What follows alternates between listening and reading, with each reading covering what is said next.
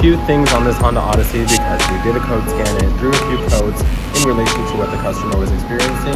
Some of the things were misfires. We also had a bad O2 sensor, and their EGR valve is also bad. And during our inspection, we diagnosed that the brakes needed to be replaced as well, so we'll be doing that on this vehicle also. So I got the coils pulled out. Now what we're going to do is take off this harness slash bracket, sort of. And I'm only moving it, I need to get this out right now. This is the EGR valve. Okay. So I'm going to get that out of the way.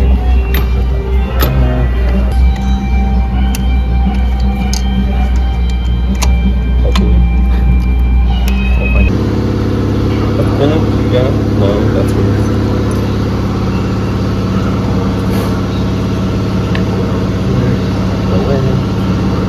I'll do the same thing that I normally do. It's kind of like wiggling off a little bit. See how much easier that is on it? So, I just need to be able to get to these bolts, you know? So.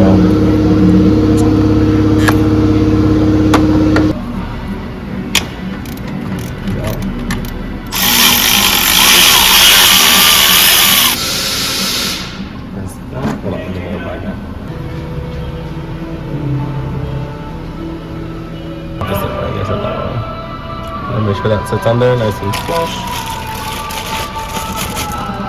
And the customer stated that this has gone out, or you guys discovered it? Their check engine light was on. That's what the customer came in for, and it said that the AGR valve was malfunctioning. So we're gonna reconnect everything real quick, make sure that I'm not forgetting anything before I move back to the plugs.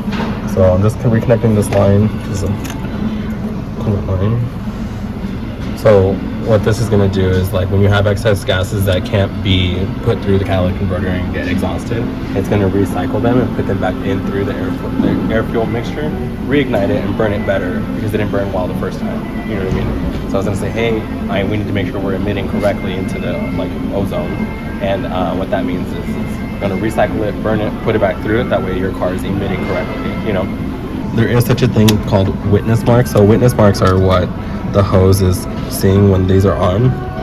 So like when this clamp is on, there's an area that you can see on the hose where the impressions were made.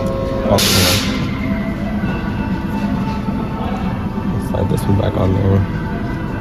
Probably should have done that one first. That's okay. Good thing about hoses is that they're flexible. That line right there, those indentations, like this indentation and that indentation, was so clean. That's the witness mark. You know, so I can pull this back and it should line up right with all that stuff. Again, so I let it go.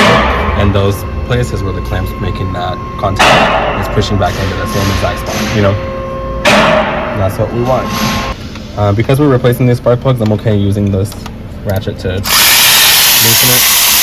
typically I wouldn't want to because I don't want to put a crack in the plug. You know, if I was checking it, making sure that it didn't have an issue, then I wouldn't use something that was more electrical.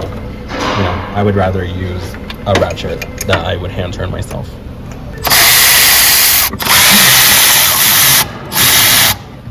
Alright, now that we've replaced the EGR valve, we're going to go back through and we're going to get all 6 spark plugs and replace them with the proper spark plugs. The customer was having a misfire in 3 cylinders, all because they had the wrong spark plug in the cylinder. So we've got the correct spark plugs and we're going to go ahead and replace them now. Before I put this in, I'm just inspecting it, making sure it's the right plug, making sure that the new plugs have not come to me damaged, because the last thing I want to do, like I said, is put a bad part in there and end up seeing the same problem that I'm already having. I'm trying to fix the problem, not recreate it, you know what I mean? So make sure I'm guiding it in there, and I'm not going to let it fall. It's magnetic onto my socket, so it's holding it in place while I do this. And I'm just careful when I do this, because I don't want to break anything. You don't want to over tighten anything, spark plug wise especially, because you can cause it to crack. So I'm just going through until it's taut.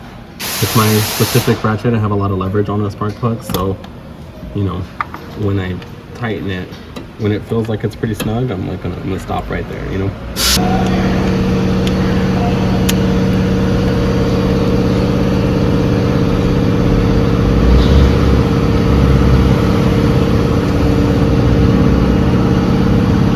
Feels fairly secure to me.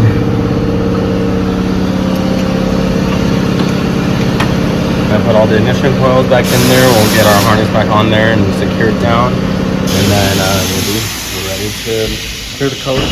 This is what I'll do before. Clear the codes, fire it up, see if any of the codes come back. Make sure that there's still no misfire after the repair. And then we'll be good. Easy.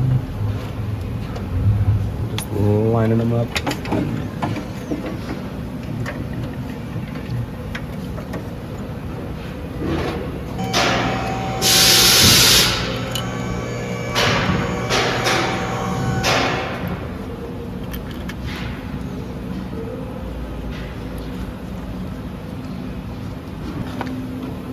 Before I walk away from you.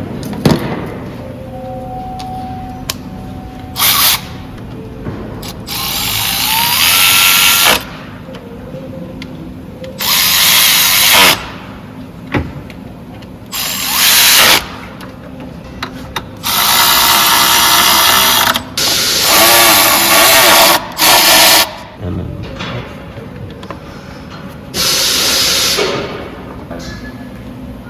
erase the codes, and then we'll fire it up and see if those codes come back. Hopefully not. That's right there. So I did use this to scan this already, so it had the history of what we used it for. Since the car was already there, I should be able to load it fairly quickly. We're gonna make sure the codes are still there. I do, so that when I do clear it, I know they're gone. The codes are not there. Weird. Well, we're gonna clear them anyways, just to really make sure. That's interesting that it's not closed. Success. No.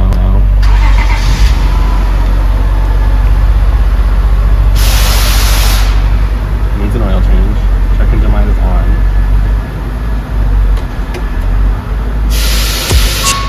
Come on, right away.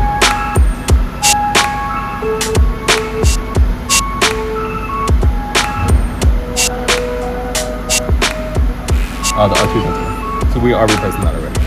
I forgot that. But the code, so check engine light came back on. The codes for the misfires are gone, which is great. That's what we wanted. The EGR valve code is also gone, which is really good. And now what we're going to do is replace the O2 sensor, which we already knew was a problem. We have it here, and we're going to replace that now. And yeah.